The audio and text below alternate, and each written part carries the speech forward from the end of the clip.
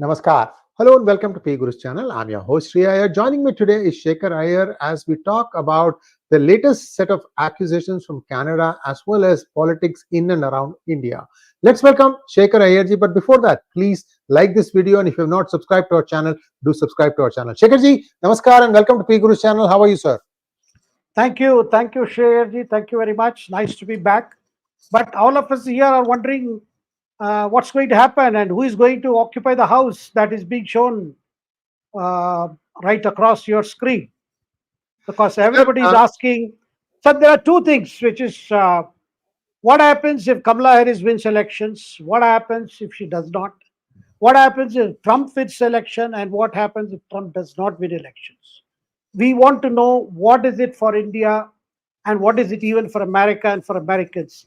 The last few days, we have had a lot of reports coming from America, being published in Indian papers also, which talk about how there are allegations after allegations, counter allegations of rigging, and these incidents of arson. So we are wondering, why doesn't America have a body like Election Commission of India? And why doesn't, you don't follow any of our model code of conduct. And all the time, we are lectured as to how election should be and this and that. And seeing America lecturing about the elections in Bangladesh and trying a regime change there. One wonders, why is it like this? And every time this question pops up, when we see a situation where we are told it's all down to the wire, as if these horses will have to reach the last point. Sir, over to you. Sir, this is one of the most one-sided elections that I can think of. All this stuff about down to the wire is hogwash in my opinion. However, I am still unable to say who is going to win because of so much that is happening in various states, various ways in which a particular party's constituents are not being allowed to vote or being delayed to vote. They have to move the courts in various levels, at various levels, to try and get their cases heard. So this is not, so Democrats, in my opinion, have played way too dirty. And this is not going to augur well for the country as a whole. America became great because of its meritocracy, that somebody who was good always found a place here. They were recognized for their merit and they were suitably rewarded. Take a look at Elon Musk. He is Steve Jobs version 2. And the man is running 4 companies. All of them are successful. That is what, and Elon Musk is a South African. And he is supporting Trump. So what the Democrats do is they are saying that he entered into the country illegally. He has been here for 15, 20 years. What were you doing thus far? Obama could have fixed it.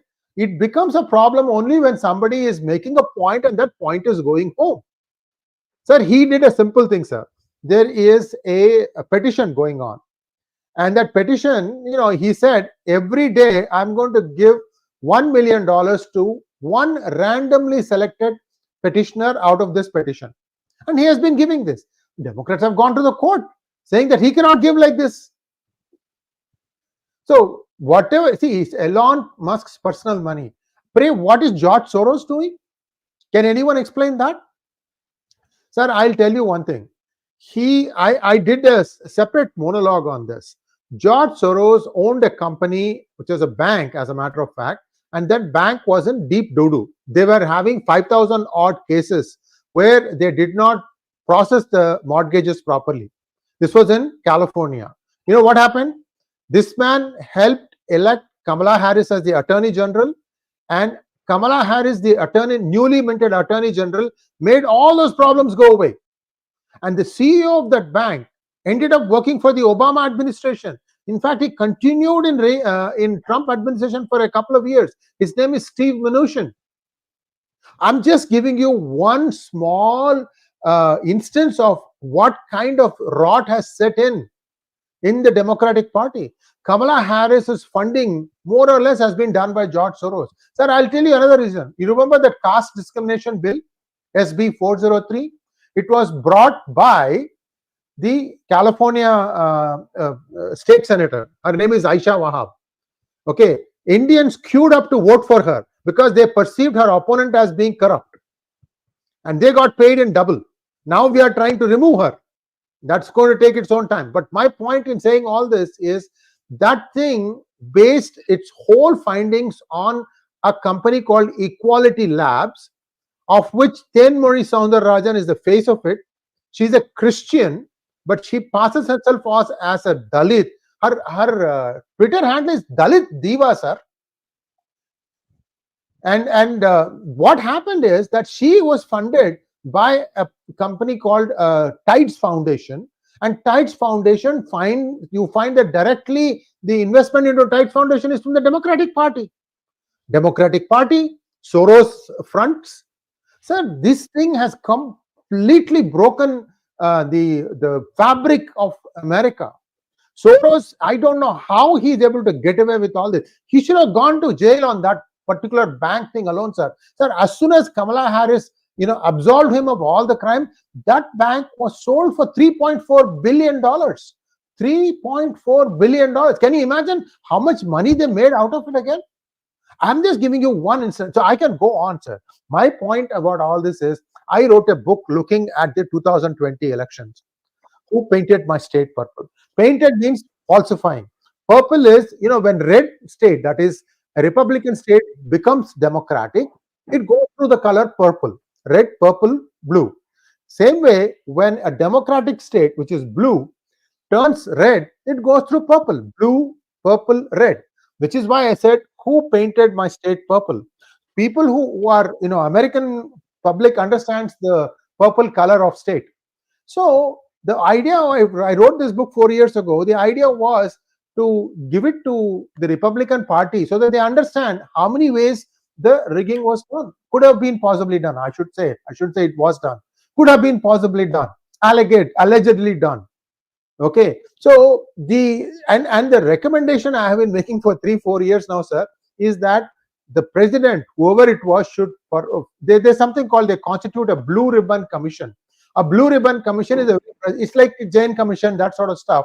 A blue ribbon commission has a mandate, make this happen. And I said that you have to have an election commission for United States, and it doesn't matter whether the person is in Alaska or in Arkansas, they have to vote the same way for the president.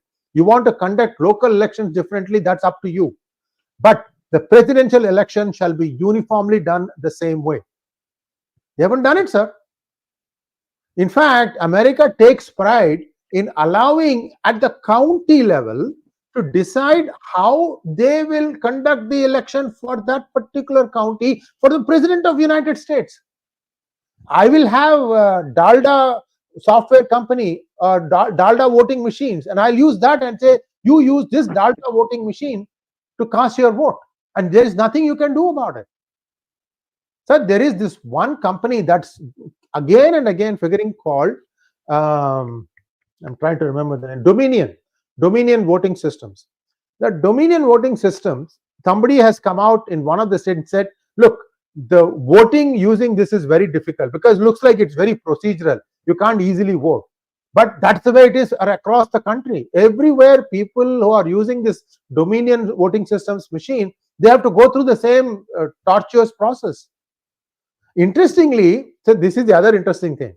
In California, okay, the name Donald Trump doesn't appear on the first page of presidential candidates. You have to go to the second page, sir, because they are sorted by last name.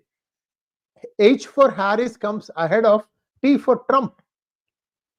You understand? Yeah, I got it.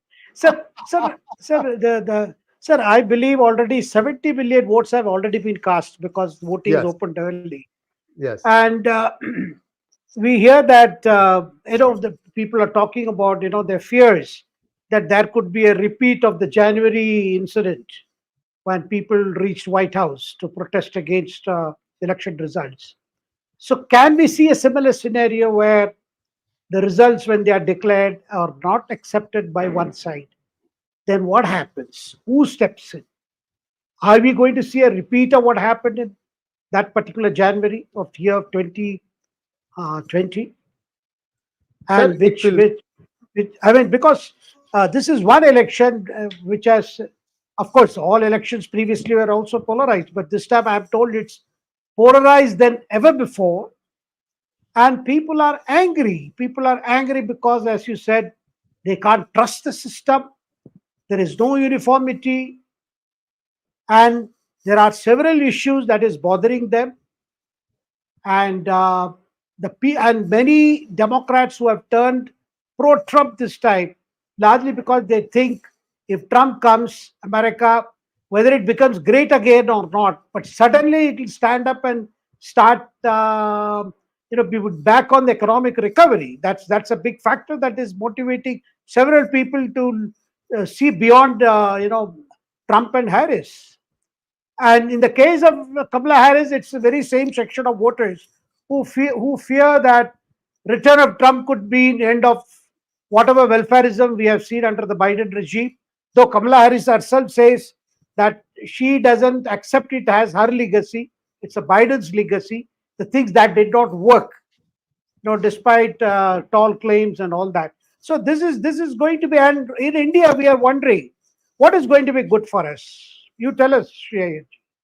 Shekharji, first question that you asked, will there be a repeat of January 6th incident? I think not. And I'll tell you why, sir. What is happening is, even though you are saying about the election result going down to the wire, what is happening is, you said 70 million people have already cast their votes. So they are being actively polled. Who did you vote for? Who did you vote for? And the person who polls you already knows ahead of time whether you are registered as a Democrat or as a Republican. Okay, so when the calls go out, they split it. 50 registered Democrats, 50 registered Republicans. What we are hearing is that registered Republicans are saying, I voted for Trump. Registered Democrats are saying, I voted for Kamala Harris. Except the registered Democrats have voted for Trump this time. Now, is it 2 out of 3? Is it 1 out of 3? Even 1 out of 3 registered Democrats, if they have voted for Trump, it's game over, sir. There are many known blue states, such as, for example, California or Washington or Oregon and New York on the East Coast. Some of these things, if the voter who's a registered Democrat, 1 in 3 votes Republican, it will tilt the other way. So that's what you need to look for. Traditional blue states. How many of them are turning red? For example, Michigan and Wisconsin turned red in 2016, giving Trump his victory. These 2 states alone did the trick for him. Michigan, because the auto workers saw that there was no future for them. And Wisconsin, because Wisconsin had taken the most number of illegals. And now you have this state called Minnesota, which is also blue, from where Ilhan Omar comes, from where the maximum number of Somalian refugees have taken refuge. Who knows? That could turn red. Sir, there is only so much you can take, sir. I'll give you another example. Small town called Springfield in Ohio, population 40,000, got 20,000 immigrants, illegals. At one shot, they came and landed there. I don't remember which country. It's okay. A town of population 40,000 cannot absorb a population of 20,000 illegals. Where are you going to put them, sir? So housing prices have gone up, I believe, and crime has gone way up. So they were screaming at the top of their voices. And I know that the illegals came from Haiti, who were all legalized. So they became immediately green card holders, some special scheme. The problem is they are saying our pets are disappearing. Remember that thing? J.D. Vance highlighted that. Our pets are disappearing. So the problems that the Democrats have created for themselves goes way beyond simple things like, how is it solving the immigration problem? How is it solving the economy problem and all that stuff? They have done a fair amount of underhanded stuff. All of them, people are now saying, why the hell did we allow these people to do what they did? So I think it's going to be a decisive victory, despite all these attempts and shenanigans, I think. But I never can say that this is the last word. Shekharji, I would love for you to be present on 5th November. The counting starts around 8 o'clock EST, which is 5 p.m. So around 6 a.m. or 6:30 a.m. I'll start on your India time, covering the progress, because by evening you'll know the answers. In 4 hours, you'll know what's going to happen. So I'm hoping that I'll have a live session, And if you are if you are up in the morning, I'll give you the link, sir. Do join us and we will talk more about it. We'll take this thing forward. Just a few more days away. Viewers, please tune in for this. This is going to be very important. Thank you, sir. I'm taking a lot of time. 15 minutes I've taken. I wasn't planning on, but I hope I answered your question, sir. No, you did. You did. And we are beginning with the American elections for the simple reason that whatever is happening between India and Canada, it's getting uglier and uglier. And a lot of the US presidential outcome could have a big bearing on this, whatever has happened. The latest is the way Canada has gone about naming India's Home Minister, Amit Shah, as a person who conspired, who orchestrated the killing of Sikh extremists on Canada soil.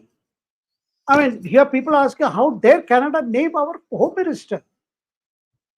I mean, it was all up to officials level, and the thing that was worked out, how the Washington Post was fed the story, then officials made it out as if they were confirming to the Washington Post query that the decisions were taken at the top in Delhi, and it was none other than Amit Shah who ordered such kind of an operation. I mean, this is crazy. This is crazy. And why are Canadians doing this? Why is the Canadian government doing this? And not a shred of evidence anywhere. And if they are claiming they have got audio recordings, video recordings, that means they were tapping our diplomats. Complete violation of all known protocol involving diplomats and how the consular officers function. And today, because last 2 days, I mean, we saw that last 24 hours India was silent. But today the Ministry of External Affairs has spoken very strongly, saying that this kind of charges will have consequences. Sree Iyer ji, I want to be very, very candid about it. Everybody in India thinks that Canadians are up to this kind of nonsense because they have been egged on by somebody more powerful than the Canadians. Is it some kind of a pressure tactics in which the deep state of America is involved? It's entirely possible, Shekharji, and I'll tell you one other thing. For the longest time, I think PGurus kind of got on the radar of PMO office, as well as the PMO office in UK, as well as in United States, all the congressmen, senators.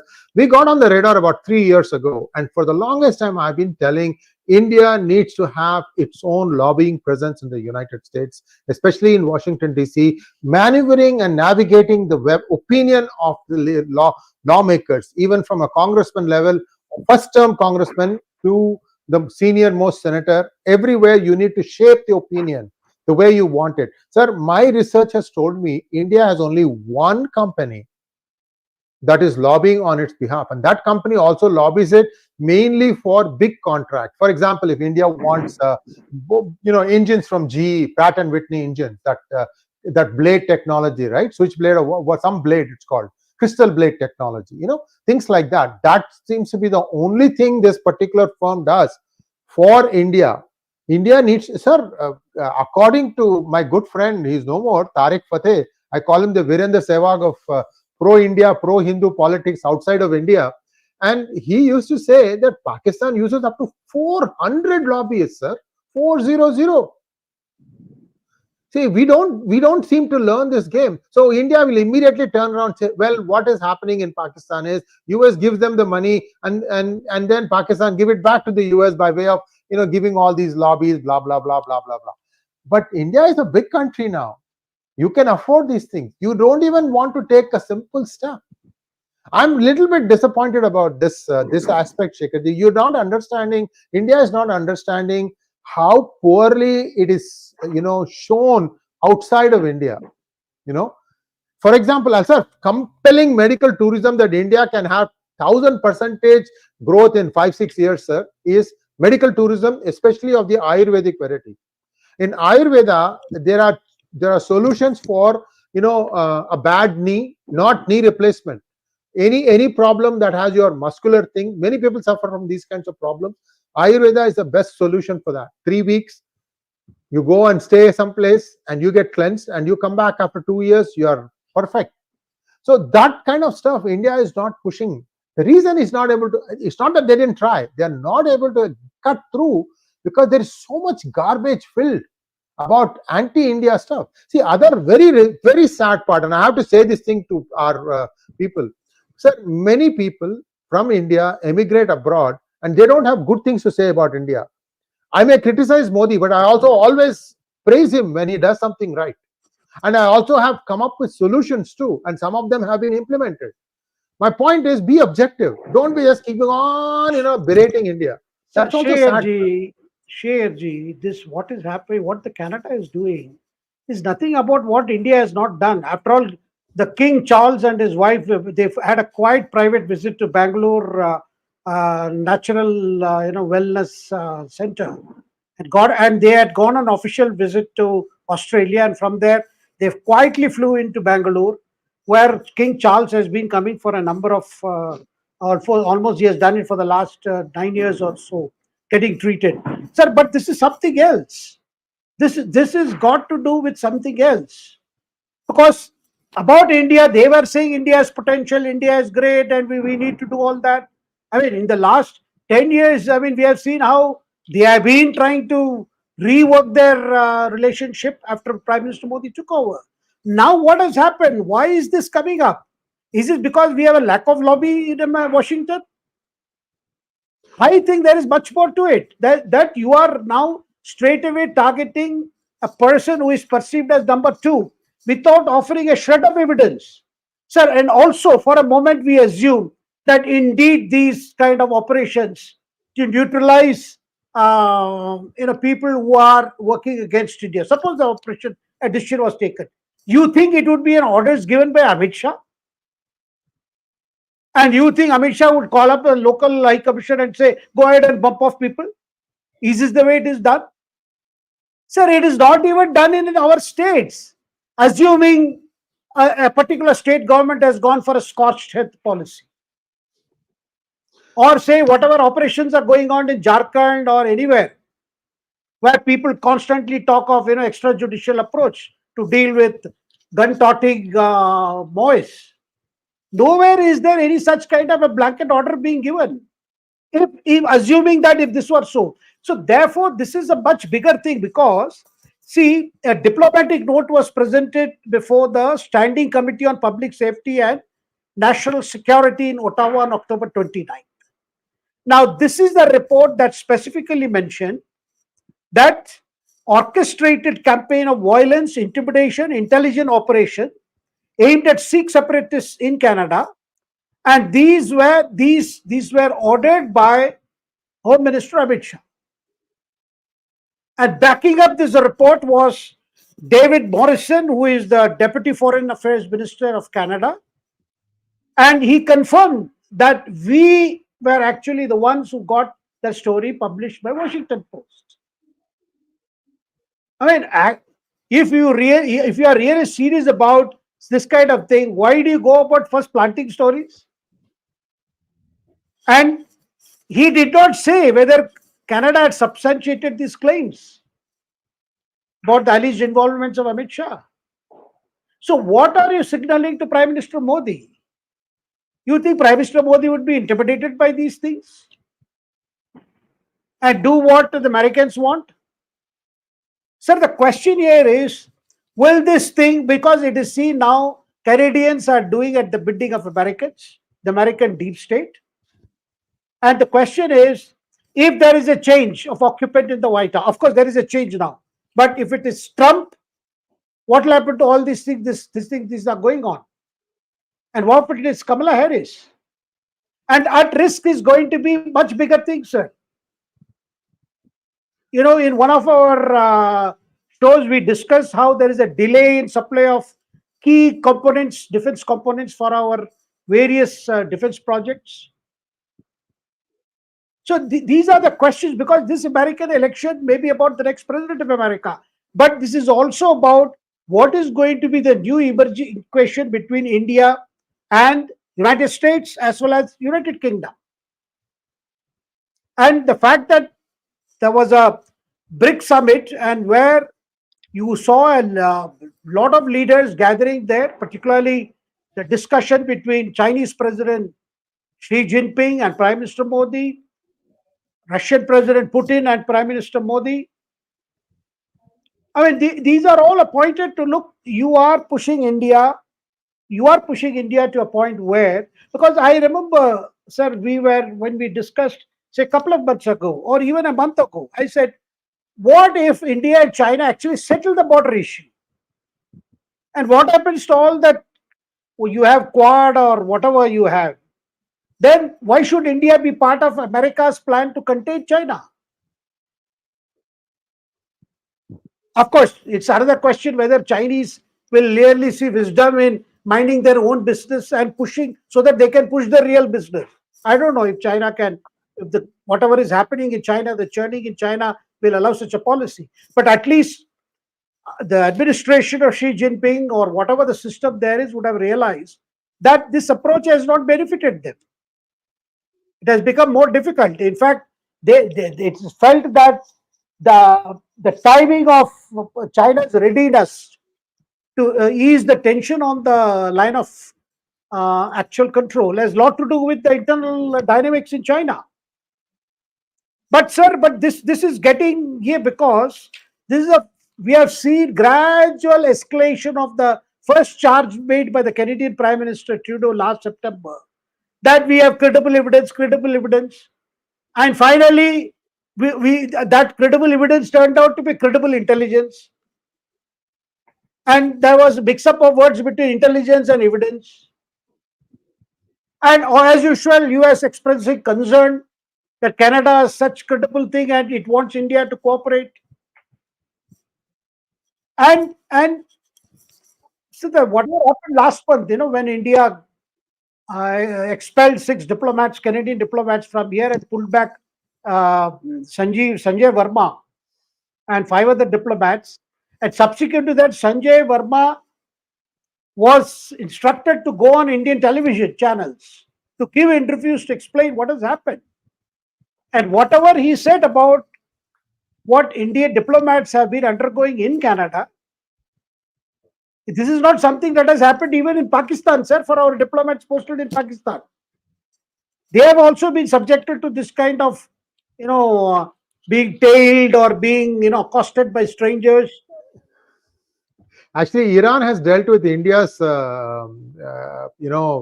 embassy officials in a much harsher manner, especially when this bandicoot who went on to become the vice president in India when he was the ambassador. I won't name that rascal. Sir, I will answer your questions. I have a slide deck that I need to show to prove my point, sir. Let's go to the next topic, Omar Abdullah. You do that. I'm just going to momentarily fade from the scene. I'll be listening to you. I'm just going to go fetch a slide deck, because that will tell you what is happening and how this whole thing, where is the kitchen where all this is brewing. It will give our viewers an idea. So please talk about the Omar Abdullah. Why is he suddenly smelling conspiracy? And I'll come back to you in just a second, sir. Over. Thank you, Sree Iyer. Farooq Abdullah, the father of the new Chief Minister of Jammu and Kashmir, Omar Abdullah. When these attacks started in Jammu and Kashmir, after rather a step up in the attacks after Omar Abdullah took over, he was so angry. He said, "Look, whatever Pakistan can do, because this kind of attacks we are seeing both in the Kashmir Valley as well as in some areas of Jammu region, which there has been a step up." That he said, never, whatever can Pakistan do, but Jammu Kashmir will never be part of Kashmir, will never be part of Pakistan. He was very emphatic. And even Omar Abdullah condemned these attacks that are started as soon as he took oath, raising question as to safety under the new administration. Of course, the Lieutenant Governor still plays a very important part. Now, after he said that, then after that, it appeared that, look, both the father and son are singing a different tune. But within a matter of few days, we are seeing Farooq Abdullah has made a complete somersault. Now he thinks this is a conspiracy. And whenever, leaders like Farooq Abdullah talk of a conspiracy, that means they are blaming the Indian government. That there is a conspiracy to destabilize the government of Omar Abdullah by having these attacks, staging these attacks. Sir, everybody knows operations are going on, and those operations have been unceasingly going on. There have been encounters, many militants have been neutralized. In fact, after Farooq Abdullah's statement, Defense Minister Rajnath has gone on record to say that several militants, several terrorists have been liquidated.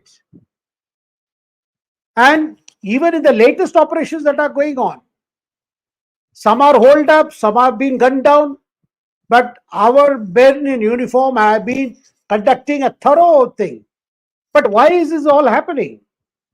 Who is upset with the Jammu Kashmir elections?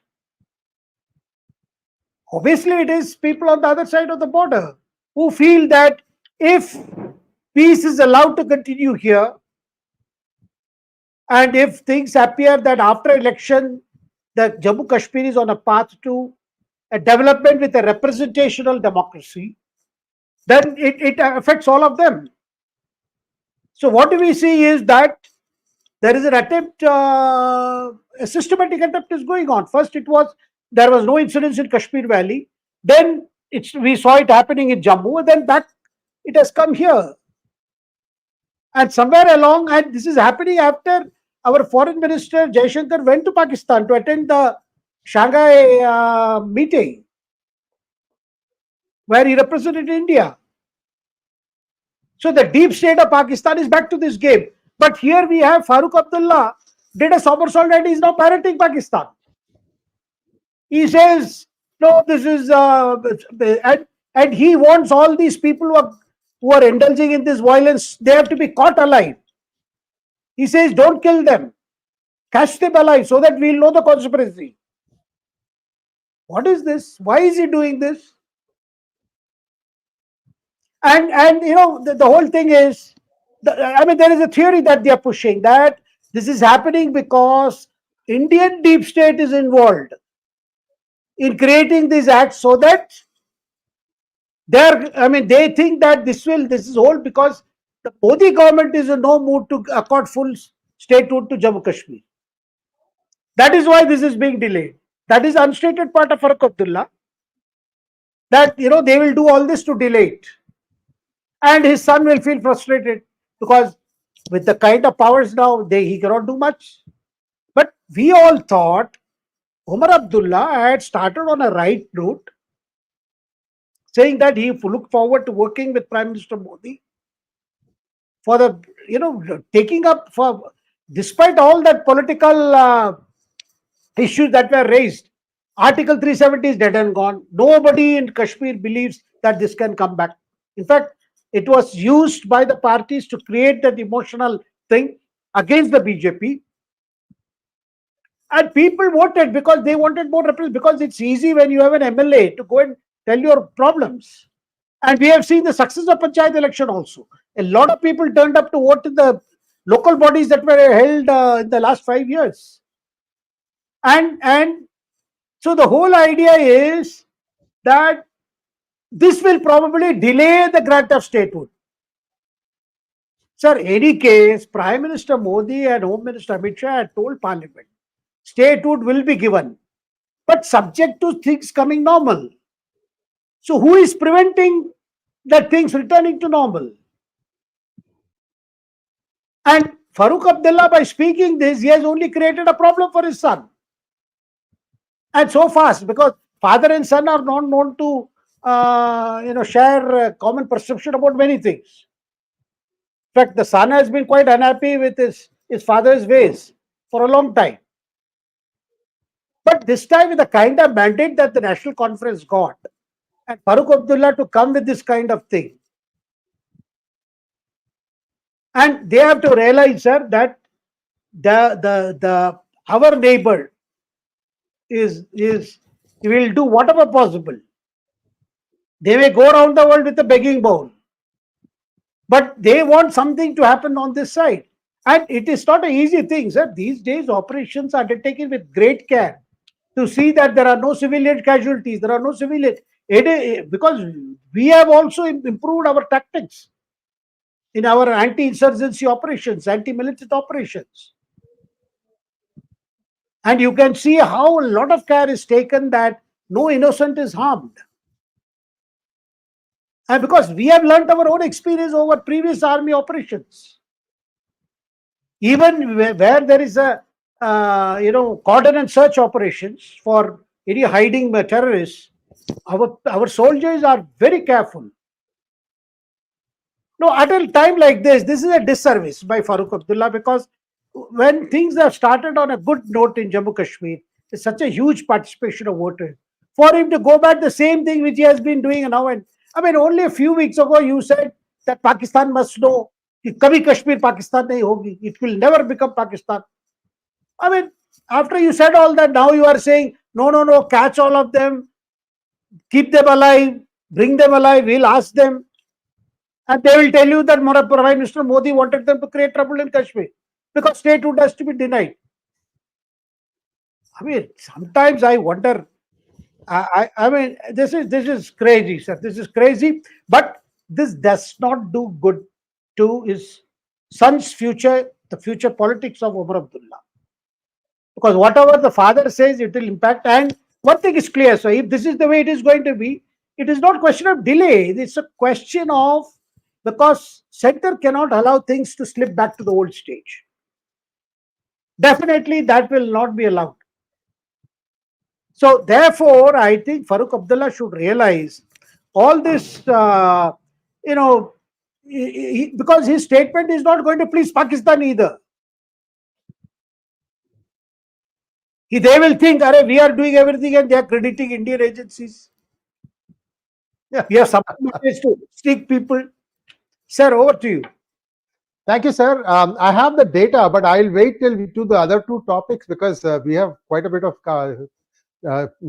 topics to cover. Let's do that, and I have the data with me. I will take only 2-3 minutes to drive home the point as to what I think is happening. I cannot say this is what happened, but I can tell you what I think is happening. After, let's talk about the next one. Where is the Congress exposed thing coming from? Is it Maharashtra elections or it's kind of cryptic? That's why I'm curious. So, no, sir, this is a very interesting thing has happened, sir. You have already done several hangouts on that.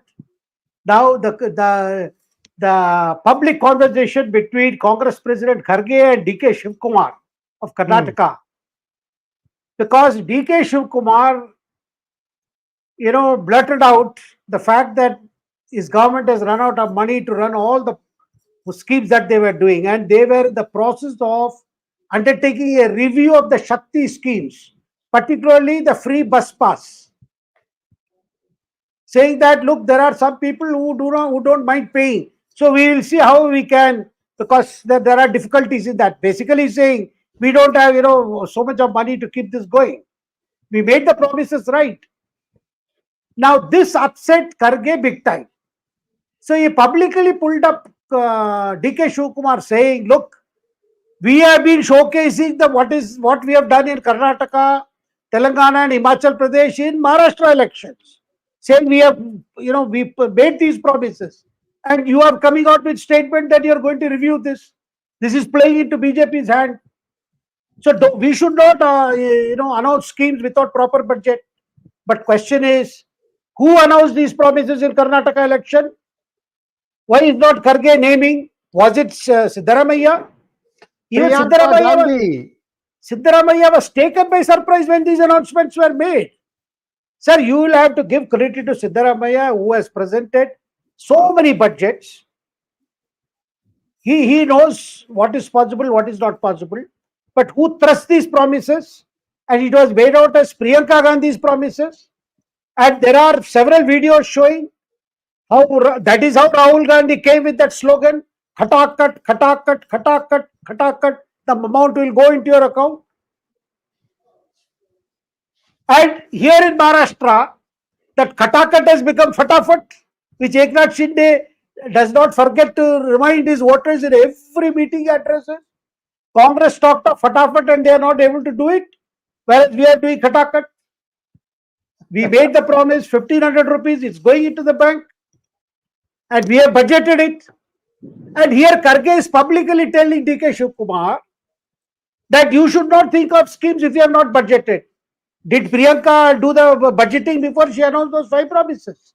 She did it in Rajasthan, she did it in Chhattisgarh, and she was asked to do it here in Karnataka.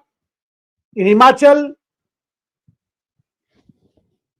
And sir, if this is a public display, public conversation between these leaders, should we blame Prime Minister for taking it up and saying, look, what the Congress has done? That all, it has never fulfilled its promises. They promise a lot without going into the implications of this thing.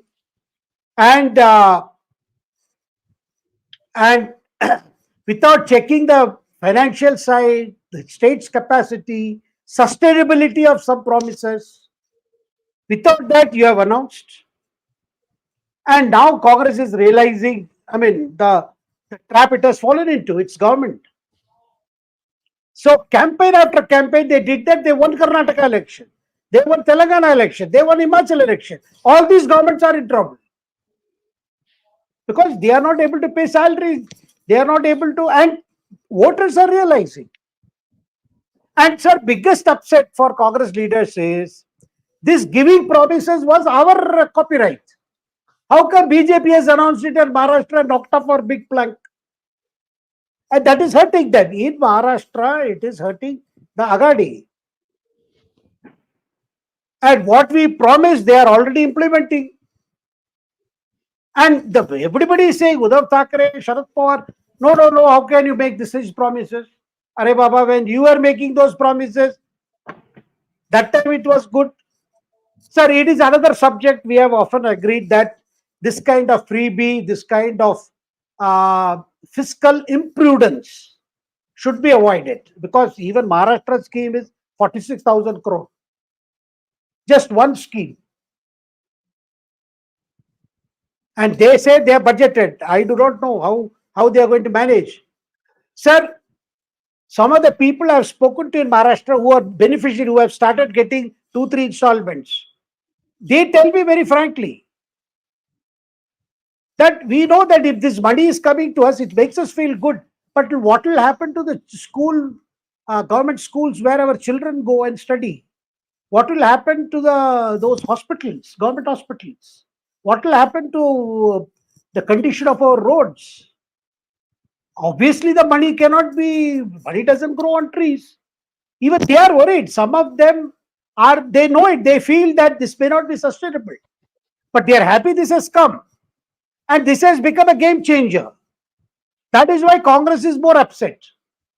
So after Prime Minister pointed out that Congress is making these promises, made those promises and is in a position not to fulfill them and wants to revisit them, because 𝗖𝗑𝘁 𝗚𝘂𝘁 blurted it out. So today you have entire lot of top Congress leaders attacking the Prime Minister. Priyanka Gandhi also joining, saying that is all lies.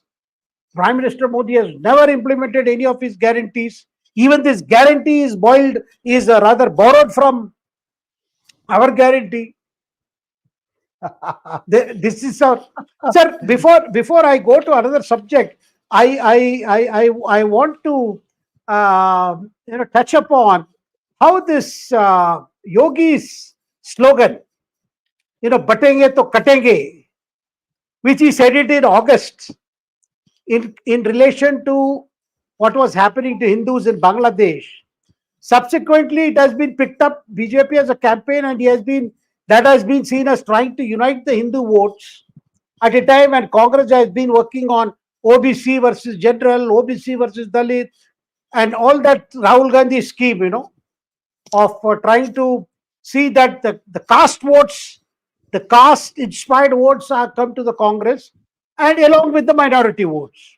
Now, what has happened is, sir, this Yogi's remark, "Batenge to katenge," finally Akhilesh Yadav thought that he must counter Yogi.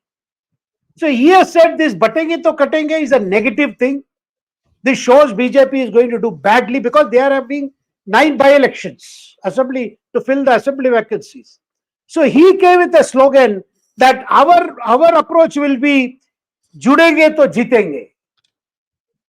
To which today Mayawati has come with an answer, because she is also putting up candidates.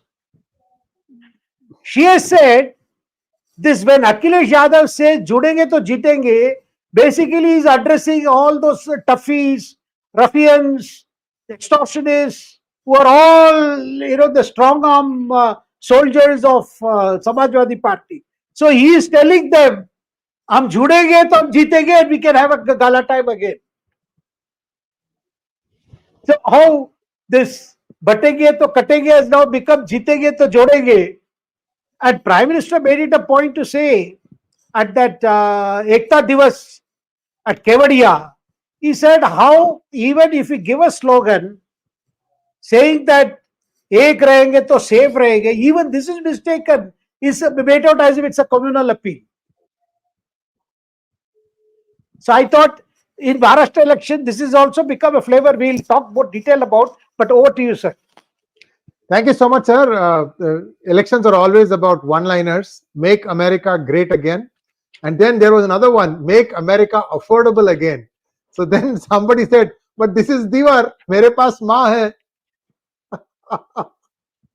So now the next topic, last one for today, and then we'll take some questions. We may not be able to address all our questions, viewers. We're going to try and do our best because I still have a rebuttal that I need to present.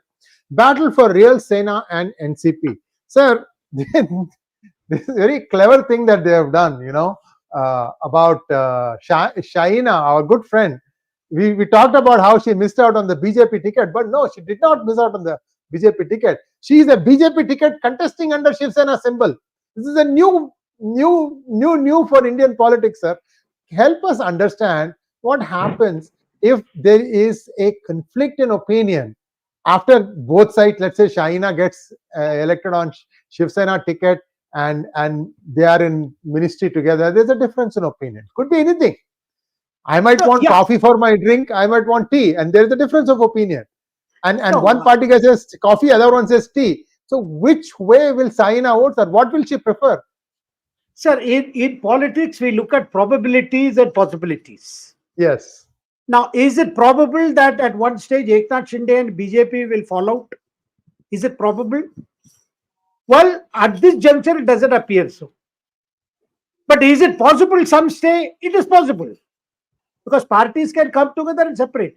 But this election has been about the way the Mahayuti has managed despite contradictions. There are several contradictions. Even right now, you can see the whole thing about, say, Mahim constituency, where BJP feels that Raj Thakra's son, Amit Thakre, should have a smooth sailing.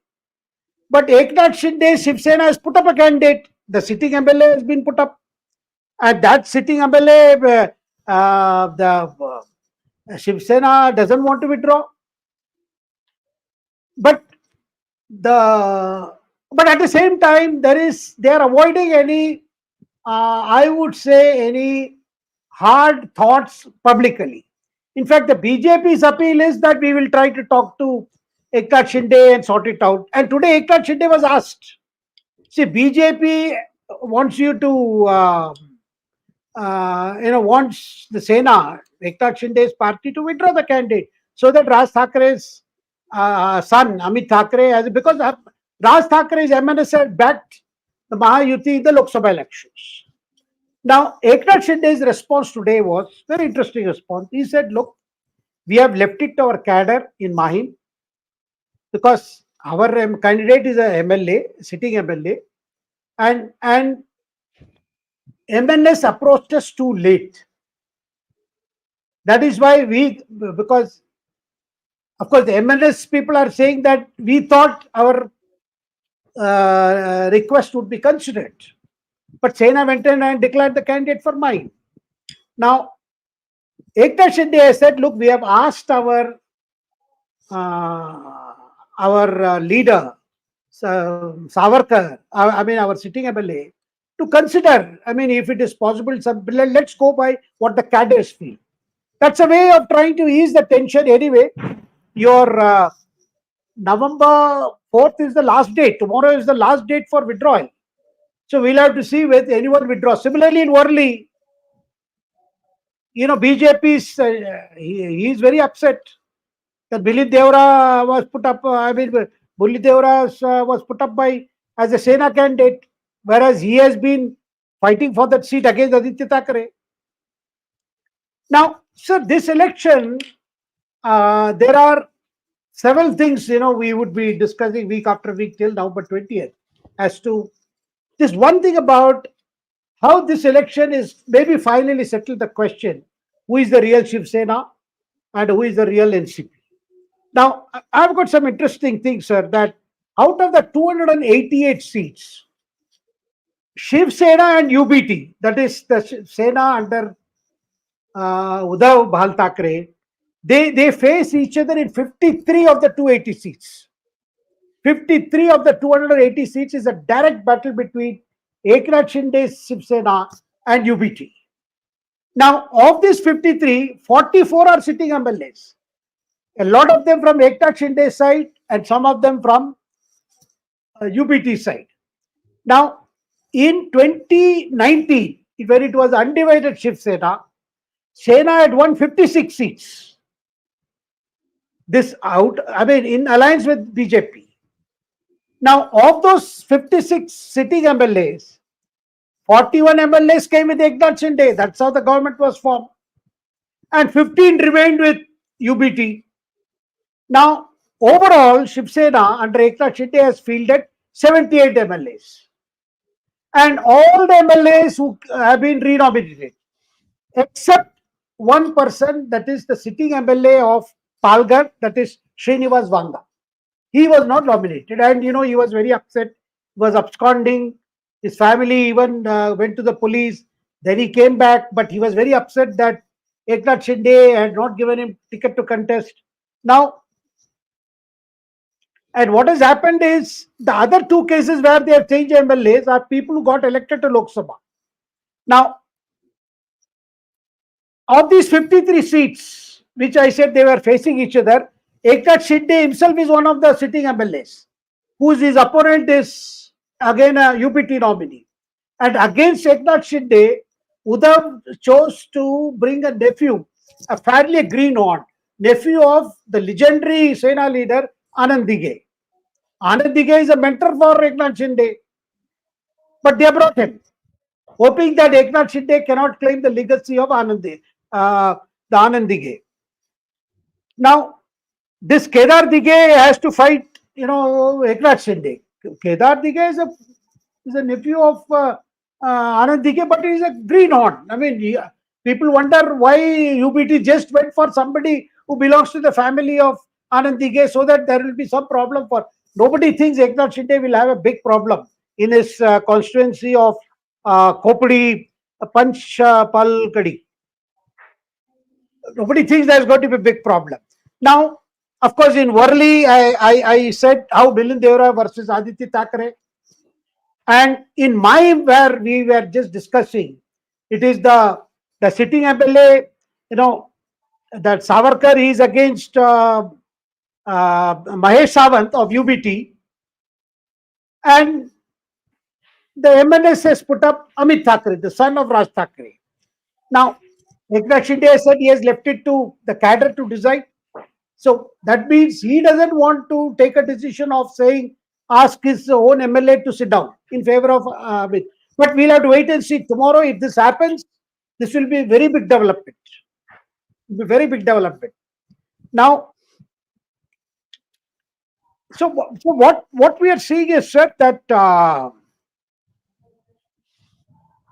and of these 53 we talked about, where they are fighting directly, 20 are in the Mumbai metropolitan region, MMR. That means you can see how crucial is the Mumbai region for both the Senas. Yeah. And also in some pockets of Konkan. And of course, you mentioned about Sena NCP contesting from Mumbai Devi under a Sena ticket. Similarly, you have Nitish Rane, who belongs to BJP, son of Narayan Rane, who is contesting on a Sena ticket from Kudal. There are two other people who have crossed over from BJP, friendly crossovers, who are contesting on Sena ticket. And this goes to show that this time we are seeing a scenario where ultimately he is very confident. Even today, Eknath Shinde says we are going to win most of the seats we are contesting, and it will be our government. Then the interviews that he is giving, now he has been giving a series of interviews. Eknath Shinde's confidence comes from what he says. He says, my government has performed. My government was, he says, look, I have always said I belong to common man. Common man as a CM means no protocol. People have approached me, I have directly gone, taken decisions. Because this kind of approach used to be the hallmark of Ajit Pawar. Even as deputy CM, both in the Congress NCP government and as well as, whenever he has been, his role has been more or less like that, where he is accessible, people take up problems, he takes good decisions. The Eknath Shinde says that he has changed the style, saying that Uddhav Thackeray as CM was a failure. And that was through a COVID period. That is something that Sharad Pawar acknowledged. And that was one of the reasons why Sharad Pawar was not in favor of Uddhav Thackeray again being projected as CM. Now, sir, between NCP and NCP-SP, I mean, as I said, if it is about deciding who is the real Sena, this election is also about deciding who is the real NCP. Now, in 52 Maharashtra Assembly seats, in 38 of those 52, it's between NCP versus NCP-SP. That is NCP Sharad Pawar. And of these 38, 20 are in Western Maharashtra. And what has happened is, sir, Ajit Pawar has fielded all the sitting MLAs who were with him. All the sitting MLAs. Whereas Sharad Pawar has gone for fresh faces. He has brought in a lot of new people. Because most of his MLAs had gone over to Ajit Pawar's side. So he needed to put up new people. And of course, in Baramati, the Ajit's challenger is somebody from within the family. And that is his nephew Yogendra. And Yogendra is again a greenhorn. He is the son of Ajit Pawar's elder brother Srinivas. Now, Ajit Pawar has been representing Baramati from 1991. And Ajit Pawar feels, uncle is doing it to me what I did to him, because he had regretted, putting up his wife as a candidate against Supriya Sule in the Lok Sabha elections. And his wife lost. Of course, she was they enabled her election to the Rajya Sabha after that. So this election is all about who is, which is the real. And in this, as we have often said, this is one of the most confusing elections. Confusing for voters, confusing for parties, confusing for candidates. Over to you, sir. Thank you so much, sir. And I just wanted to get back to the question that you had asked me. How is it possible that these people are escalating the issue up to the Home Minister level and they are alleging everything? Now, sir, I want to take us back a few years when Biden's government was formed. Biden's government had special interest controls completely in their hand. There were strategic advisory firms. And I'm going to just tell you 2 or 3. We don't have to go through the entire list. But if you look at the firm, look at the person that is representing that firm in the Biden administration, take a step back and look at the firm, who is running the firm, you get to know which way, which country some of these appointees are going to lean. Next slide, please. Tony Blinken, he has his own group called Westech Advisors. I'm going to get into that in a bit of in just a minute. Jake Sullivan, the National Security Advisor, Macro Advisory Partners. People, everybody remember this name, Macro Advisory Partners, because now Victoria Nuland is not there. Guess who she was part of? Macro Advisory Partners. Linda Thomas Greenfield, she was the US Ambassador to the United Nations, Albright Stonebridge Corporation. This is the Madeleine Albright Group. Madeleine Albright personally hated India. God knows why. She's a Jew from Slovakia. Next one, please. Bill Burns, CIA Director, Macro Advisory Partners. I want this to register, guys. Macro Advisory Partners. So we have 3 big shots from that firm. Jeff Sullivan, Victoria Nuland, and Bill Burns. Victoria got dumped only 1 year ago, but before that, all the Kukarm was done much before. You understand what Kukarm is? Jen Psaki was a White House press secretary, same Westech Advisors, where Blinken's company. Wendy Sherman, Deputy Secretary of State, Albright Stonebridge. See how 3 or 4 special interest groups, these are the companies that are feeding their people into the administration. See, Victoria Newland, Macro Advisory Partners. Kurt Campbell, National Security Council Coordinator for Asia, the Asia Group. And then Nick Burns, US Ambassador to China, the Cohen Group. Next one, please. So this is the Westech Advisors LLC, Tony Blinken, Michelle Flournoy, Sergio Aguara, and Nitin Chadda, all former Obama administration officials.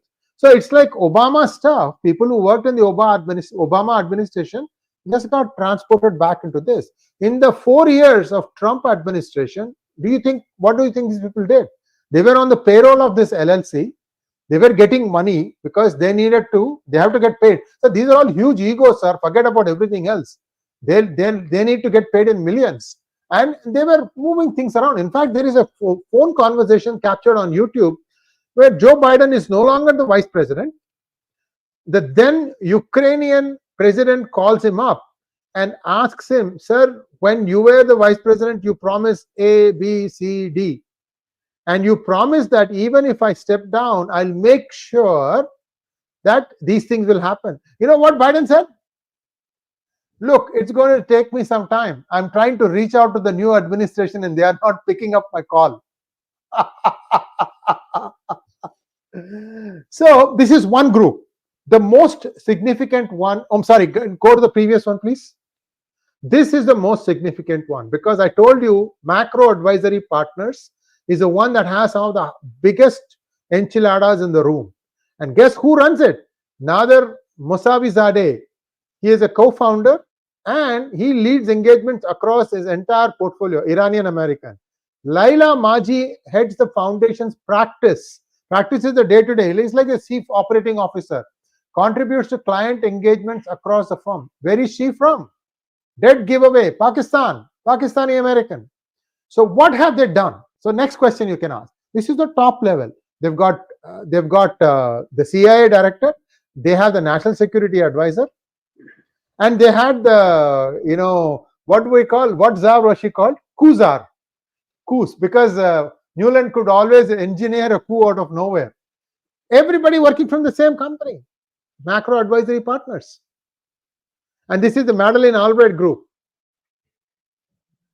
That's all. We don't need it anymore. My point is they have enough clout to do anything they want against any country they want. You mean to say that Jaishankar doesn't know all these things?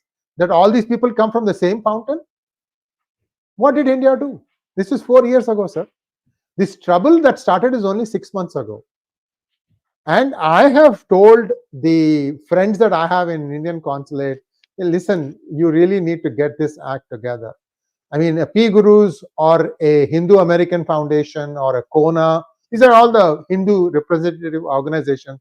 We can only go so far because we don't have the millions that these people are having to throw at us to try and shape opinion. Sir, to get a representation in front of a congressman, I'll leave it with this thought.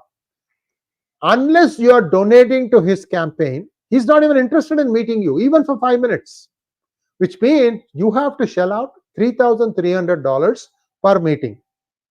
If you are smart, what you can do is you can say, I'll give you $1,300 now. This is my 3 things that I want you to do. Upon completion, I'll give you the remaining 2,000. He may accept it, he may not accept it. Right? But you see how costly it is to even meet them for 5 minutes with a representation saying, please do this thing for me. On the other hand, you see Macro Advisory Partners, we don't know who is funding them, but we can see where they could be getting funds from. And everybody is using the oil money like now nobody's business. So there are lots of things here. You can make anything happen, Shekharji. The one thing that if you have lobbies is you will get some early warning system. In other words, 6 months ago itself, India would have known that no matter what happens to the Bangladesh election, they are going to change her. I'll give you another example. Last thought before we go to questions. Did you know, sir, that a month before Sheikh Hasina Wajid actually was forced out of office, that her inner circle They transferred a lot of assets out of Bangladesh into Dubai. So they knew something was coming down the pipeline, that this is a one-way street. They need to get out. So, sir, we have past our time and there are too many questions. So we won't take any questions today. We'll just wind up. We are very sorry, viewers. We'll just acknowledge the people who have contributed, and that will be it. Thank you so much. Murali Krishna Gadepalli, thank you for becoming YouTube member. Narayan Paul, thank you for becoming YouTube member. Sanjay ji, thank you so much for your super sticker. Geeta Ahuja ji, thank you so much. Pamax, thank you so much. And that brings us to a close of today's program. Sir, it took a little bit longer than 1 hour. I'm sorry, but this was one of the most interesting conversations. Thanks for asking me all these hard questions, sir. I hope I convinced you, and I also convinced our viewers why what is happening is happening. Thank you. Thank you, Sree Iyer ji. Thank you. So, viewers, we are done with today's program. Please like, share, and subscribe to our channel. Shekhar Iyer ji will be back with the latest updates on Wednesday evening at 7 p.m. in Hindi. Thank you so much, sir. Namaskar. Namaskar.